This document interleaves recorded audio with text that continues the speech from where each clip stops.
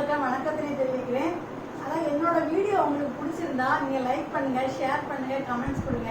அதாவது முதல்ல நீங்கள் அதை சப்ஸ்கிரைப் பண்ணி வைங்க. பக்கத்தில் இருக்க பெல் பட்டனை கிளிக் பண்ணுங்கள். அப்போ தான் நான் போடுற ஒவ்வொரு வீடியோவும் உங்களுக்கு ஆட்டோமேட்டிக்காக வந்துட்டே இருக்கும். ஓகே, சரி. இன்றைக்கி ஆகஸ்ட் மாத ராசி பலன்கள் சிம்ம ராசிக்கு எப்படின்னு பார்க்கலாம். அதாவது சிம்ம ராசிங்கிறது என்னதுங்க, காலபுருஷனுக்கு 5வது வீடு. 5ஆம் பாவங்கிறதே வளர்ச்சி தான். சூரியனும் வளர்ச்சி தான். சூரியன் வளர்ந்துட்டே தானே இருப்பார். அதே மாதிரி அப்போ இந்த இடமே ஒரு வளர்ச்சி. சிம்மம் சொன்னாலே வளர்ச்சி தான் நம்ம குறிக்கும். அப்போ இந்த மாசத்துல அவர் அதிபதி ஆவணி மாசம் இதிலே தான் இருப்பார். அப்போ ஆகஸ்ட் மாசம் முதல்ல 15 நாளும் கடகத்துல இருப்பார். இப்போ கடகத்துல அவர் இருக்கும் 12ஆம் வீட்டுல இருக்கும்போது எந்த மாதிரி வேலை செய்வாரு, அது சந்திரனோட வீடு. அப்போ சந்திரனும் சூரியனும் இணைவார். அதாவது ஒரு கிரகம் இல்லைன்னா அதுல ஒரு சூரியன் மட்டும் தான் தனியா இருக்காருன்னு இல்லை, சந்திரனோட கூட இணைந்து ஒளி கிரகங்கள் 2 இணைந்து 12ஆம் வீட்டுல இருக்காரு. 12 அலைச்சல் கொஞ்சம் அதிகமா இருக்கும். ஓகே, வெளிநாட்டுக்கு அதிகமா டிராவல் பண்ணிட்டு இருப்பீங்க, ஃப்ளைட்லேயே பறந்துட்டு இருப்பீங்க, சென்றாலும் இருப்பீங்க, அந்த மாதிரி பறந்துதான் இருக்கும். அதுக்கு பிறகு அவர் 15ஆம் தேதி கழிஞ்ச பிறகு இதுல வந்தாரு, அவரோட வீட்டுக்கே வராரு. அப்ப ராசி அதிபதி ராசியிலே இருக்க நல்லது தானே, அவரே வளர்ச்சி உடையவர், அவர் வீட்டிலே இருக்காரு, அவர் சுதந்திரமா இருப்பார். அப்போ உங்களுக்கு உங்க துறையெல்லாம் என்னது, மருத்துவ துறையா இருக்கட்டும், நகை தொழிலா இருக்கட்டும், அரசியலா இருக்கட்டும், அதுல எல்லாத்துலயுமே உங்களுக்கு டாப்பா இருக்கிறதுக்கு வாய்ப்பு இருக்கு. நல்ல பேரும் புகழும் கிடைக்கும். அதாவது ஒரு திரிகோண ஸ்தானத்துல இருக்கிறதுனால உங்களுக்கு பேரும் புகழும் கிடைக்கிறதுக்கு வாய்ப்பு இருக்கு. இப்போ திடீர்னு உங்க வீட்டுல நீங்க ஒரு அரசியலா இருக்கீங்கன்னா உங்க வீட்டுக்கு உங்களோட பெரிய பிரமுகர் வரான்னு சொன்னா உங்களுக்கு ஒரு ஆச்சரியமாக இருக்கும். அப்ப அந்த மாதிரி வர்றதுக்கு வாய்ப்பு இருக்கு. நீங்க ஆன்மீகத்துல இருக்கீங்கன்னு வச்சுக்கீங்களா, பெரிய குருமார்கள் வந்து உங்க வீட்டுல வந்து உங்களை பார்க்க வருவாங்க. அப்ப நமக்கு அது ஒரு அதிசயம் தானே, நம்மளோட பார்க்க வர குரு வர்றது. அந்த மாதிரி ஒரு வாய்ப்பு உங்களுக்கு இந்த மாசத்துல கிடைக்கிறதுக்கு வாய்ப்பு இருக்கு. அது கூட தன லாபாதிபதி இருக்காரு, 2-11 அதிபதி புதனும் அது கூட இருக்காரு.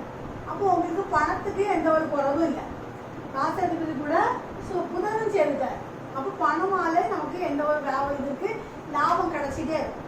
அப்போ உங்களுக்கு அது கூட யாருக்கா வேற சுக்கிரன் இருக்காரு. சுக்கிரன் யாரு, தன காரகன். அப்போ அவரும் சேர்ந்துட்டாரு. அப்போ உங்களுக்கு பாருங்க, 3-10க்கு அதிபதி 2-11க்கு அதிபதியும் ராசி அதிபதி கூடயே இருக்கிறார். அப்போ உங்களுக்கு 10-11 சேர்றதுனால தொழில் மூலமாக நிறைய லாபம் கிடைச்சி இந்த மாசம் பூராவும் உங்களுக்கு பணமழை தான். என்ன மேடம் சொல்றீங்க, பணமழை வருமா மேடம்? வரும். அந்த தசாபுத்தி உங்களுக்கு நடக்கும்போது நிச்சயமா அந்த பணமழை வர்றதுக்கு வாய்ப்பு இருக்கு. ஓகே, எல்லாமே அதோட தசாபுத்தியில தான் கிடைக்கும். நம்ம சொல்லிட்டோம்னா வரணும் இல்லை, அந்த தசாபுத்தியில உங்களுக்கு நிச்சயமா கிடைச்சிடும். ஓகே, இப்போ உங்க ஜாதகத்திலே நீங்க எடுத்துக்கங்க. அதாவது சூரியனும் சுக்கிரனும் ஒரு இடத்துல இருக்கிறாருன்னா, அதாவது தனக்காரகனும் தனாதிபதியும் சேர்ந்து இருந்தாருன்னா, ஒரு 5 கட்டத்துக்கு மேல இருந்தாச்சுன்னு வச்சுக்கோங்களா, 50 வயசுக்கு மேல உங்களுக்கு வளர்ச்சி அதிகமா இருக்கும். அதுவே லக்கணத்துக்குள்ளேயே சேர்ந்து இருந்தாச்சுன்னா சின்ன வயசுலயே வந்துடும். சுக்கரதசம் சின்ன வயசுலயே வந்துட்டு நமக்கு எந்த பிரயோஜனம் இல்லை. சின்ன வயசுல நம்மளா பணத்தை வச்சுக்க போறோம் இல்லையா, 5 வயசுக்கு மேல 50 வயசுக்கு மேல வரும்போது நம்ம அதை வச்சு அனுபவிக்க முடியும். அப்போ அது எப்படி இருக்குன்னு பாருங்க. அப்போ பணத்தை வச்சு அனுபவிக்க முடியுமா அப்படிங்கிறத நீங்க கண்டுபிடிச்சிடலாம். ஓகே, அப்போ அது 3-10க்கு அதிபதி சுக்கிரன் இதுல இருக்காரு. 3ஆம் இடத்து அதிபதி ஒரு இடம் மாற்றம். அப்போ இடம் மாறி வியாபாரங்கள் நடக்கக்கூடிய வேலை இருக்கும். ஓகே, அப்போ வெளியூர் வெளி மாநிலங்களில் உங்களுக்கு பிஸ்னஸ் இருக்கும். அந்த பிஸ்னஸ் மூலமாக நமக்கு பணம் வரக்கூடிய வாய்ப்பு நமக்கு இருக்கு. ஓகே, அப்போ அதனாலே நன்மை தான் இருக்கு. அப்புறம் பாருங்க, 4-9 சிம்ம ராசிக்கு 4-9 யாரு, செவ்வாய். அவர் தான் யோகாதிபதி. அவர் 10ல போய் இருக்கிறார். அப்போ 10ஆம் இடத்துல தொழில் ஸ்தானத்துல போய் இருக்கிறார். ஏன்னா 4ஆம் இடங்கிறது கேந்திரம், 10ஆம் இடங்கிறது கேந்திரம் தான்.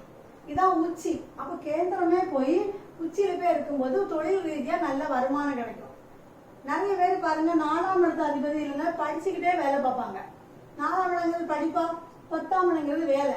நிறைய படிச்சு வேலை பார்ப்பாங்க, சொல்லுவாங்கல்ல நான் படிச்சுட்டே வேலை பார்க்குறேன்னு. அந்த மாதிரி அமைப்பு இருக்கும்.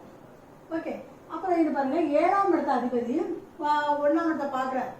அப்போ இப்படி இருந்தாங்கன்னா சுய முயற்சியால அவங்களுக்கு திருமணம் நடக்கிறதுக்கு வாய்ப்பு இருக்கு. அதாவது சனி வந்து 7ல இருந்தாச்சுன்னா கல்யாணம் வராது அப்படி கேட்கக்கூடாது. ஏன்னா சனி 7ஆம் பாவத்துல இருந்தா சச யோகம் உண்டு. சச யோகம்னா சனி திக்பலம். அப்போ அவரோட முயற்சியிலே அவர் கல்யாணம் நடக்கும். வேற யாரும் சப்போர்ட் இருக்காது, அவரே உழைச்சி அவரே திருமணம் பண்ணக்கூடிய யோகம் உங்களுக்கு உண்டு. ஓகே, அப்புறம் 10ஆம் இடத்துல இது யாருக்கு, குருவும் ஏற்கனவே இருக்கிறார். 5-8 கூட குருவும் அதுல இருக்கிறார். அப்போ பணத்தால இந்த மாசம் பூராமே உங்களுக்கு அதிக லாபத்தை கொடுத்துட்டே இருப்பார் வேலையில். அப்புறம் நம்மளுக்கு வீட்டிலே இருந்து வேலை பார்ப்பாங்க. ஏன்னா இது வந்து நிலராசி பார்த்தீங்களா, நிலராசிக்கு நிறைய பேர் வீட்டிலே தொழில் வச்சு வேலை செய்யக்கூடிய அமைப்பு உங்களுக்கு இருக்கு. அப்போ இந்த மாதம் பூராமே சிம்மராசிக்காரங்களுக்கு நல்லா தானே இருக்கு. இந்த மாதமான உங்களுக்கு சூப்பராக இருக்கும். நாளைக்கு வேற ஒரு பதிலை சந்திப்போம். நன்றி, வணக்கம். அண்ட் இந்த வீடியோ உங்களுக்கு பிடிச்சிருந்துன்னா மறக்காமல் லைக் பட்டனை ப்ரெஸ் பண்ணிடுங்க. அண்ட் கூடவே இருக்க சப்ஸ்கிரைப் பட்டனையும் ப்ரெஸ் பண்ணிடுங்க.